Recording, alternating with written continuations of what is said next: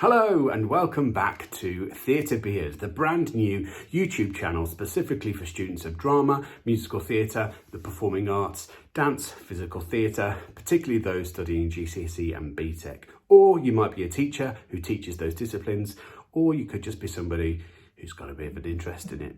Today is our first Wordy Wednesday and we're going to be looking at the language we use when we talk about scripts. But first, I just want to talk to you a little bit about Wordy Wednesdays and why I've decided to do them and the purpose behind them. With any given career, there comes a particular language that people use to talk about those specific things. This is known as jargon, and it can belong to a small group of people or people who work in a particular industry. For example, if you have never played Pokemon Go or had heard about Pokemon in the slightest, you wouldn't know what I was talking about if I were to mention a Snorlax or a Jigglypuff or a Bulbasaur. And in case you were wondering, I'm Team Instinct. So jargon is a language that belongs to a very specific group of people, and in the theatre there are words you might not have heard of before that we use to refer to things. More confusingly, there might be words that you're very familiar with but that mean something completely different in a theatre context. What that does mean is that in a classroom context, people might be using these terms, and to all intents and purposes, everybody around you seems to know what everybody else is going on about, but you might be sat there going, oh my days, everybody seems to know what they're talking about and I haven't got a clue, but I can't put my hand up and ask because then they'll know that I don't know anything and oh my God, I'm going to look so stupid. And that's the whole purpose of these Wordy Wednesdays. We're going to be unpacking some of these keywords so that you can be confident in knowing how to use them. Some of it might seem really obvious to you, which is absolutely fine because we are going to be starting off at a real entry level, real fundamental things that you need to know. As we progress, they are going to get a little bit more intricate and a little bit more detailed. So if you know everything in this video, good for you, but I guarantee there will be somebody out there who's watching it going, thank goodness for that. So today's Wordy Wednesday is all about the language we use when we're talking about scripts, or as they're sometimes known, playtexts.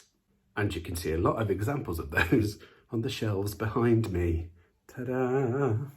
For example, this is a copy of Ella Hickson's play, Boys. And yes, while it is physically a book, it would be wrong to refer to it as a book when we're talking about it or writing about it. I know that it is a book, of course, but a sparrow and a hawk are both birds, but being attacked by a sparrow and being attacked by a hawk would be two very different experiences.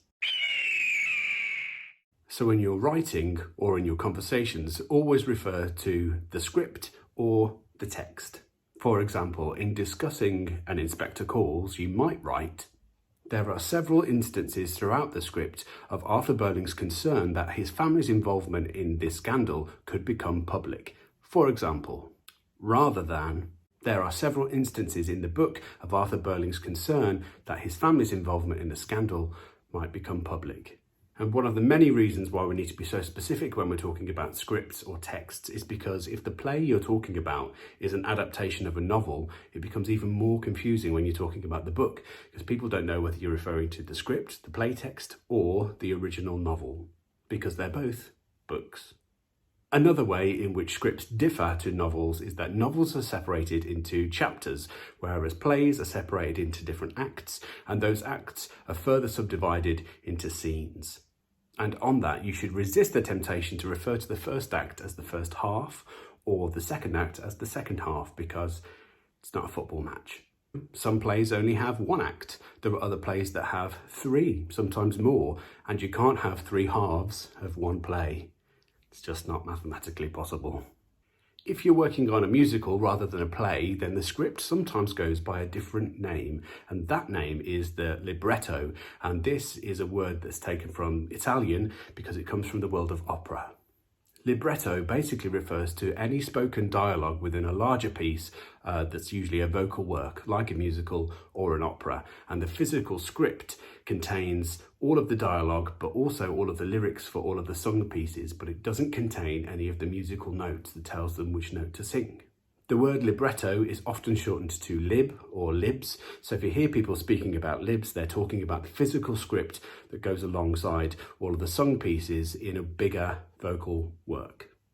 Just a side note on that, if you were to refer to it as a script, people would still understand what you're talking about. So don't get policing people's language. It's not cool to go, actually, I think you'll find it's called a libretto. Script is still absolutely fine. I just wanted you to be aware that if you hear the word libretto, you know what people are talking about. Next up, it's the turn of the people who create plays. They are known as playwrights or dramatists. Playwright is like the parent title, and within that there are dramatists.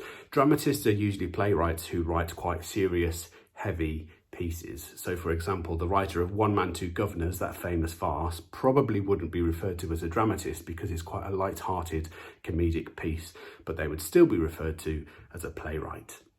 Also, it's really important you take note of the way that playwright is spelled because it contains the sound of the word write. It's tempting to write right as if we are writing. However, that's not correct.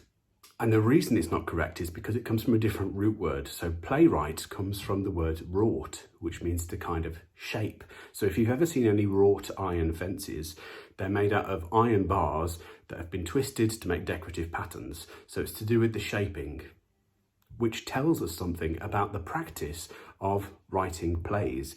It's less about getting dialogue down and making sure it's the most beautiful thing you've ever written straight off. It's more about getting dialogue down, and it might be the most dreadful thing you've ever written. However, the work comes in the shaping of those words. So it's all to do with the editing, the re-edits before you end up with the final product. So take the pressure off yourself to create something brilliant if ever you're devising or writing. First drafts are usually awful. And thus concludes our first Wordy Wednesday. Just a little note at the end to say, if there is anything that you don't understand in your class, then please do ask your teacher because they want you to ask. That's literally their job. And don't be embarrassed to ask because literally every single thing that you know and every single thing that I know and every single thing that anybody knows, at one point, we didn't know it.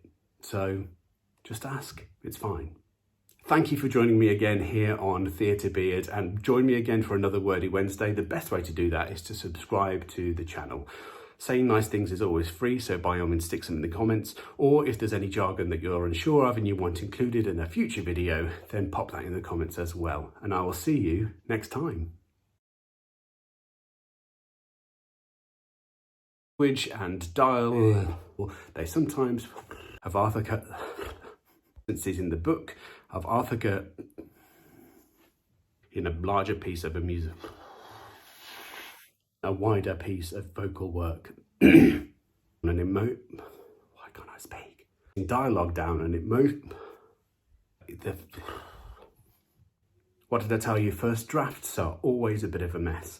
So don't be afraid to make mistakes. It's all part of the process. Thank you for watching. Don't forget to subscribe to Theatre Beard. Tell your friends, share this video, and I'll see you next time.